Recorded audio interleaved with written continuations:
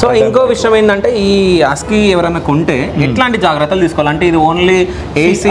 breed అనండి ఒకటి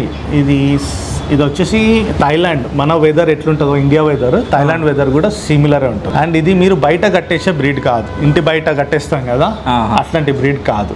ఇది బ్రీడ్ వచ్చేసి ఇండోర్ డాగ్ ఎట్లా అంటే మన ఇంటి మీద అంటే ఇంటి దగ్గర ఇంట్లో మన రూమ్ టెంపరేచర్లో పెట్టుకునే బ్రీడ్ ఇది ఇంటి లోపల పెంచుకునే బ్రీడ్ బయట కట్టేయడం వేడికి ఉండలేవు ఇవి వేడికి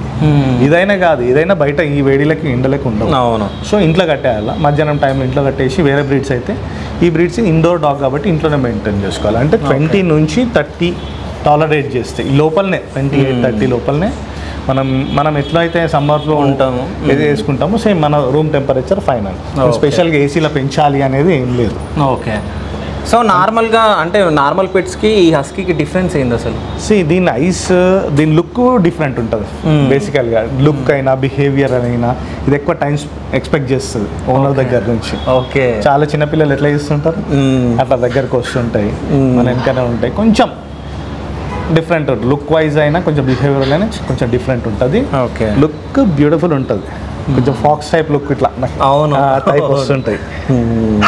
సో చాలా మంది క్రేజ్ పీపుల్ చాలా క్లయింట్స్ ఇచ్చారు చాలా క్లయింట్స్కి ఇచ్చాను చాలా మంది తీసుకపోయారు హస్కీస్ ఓకే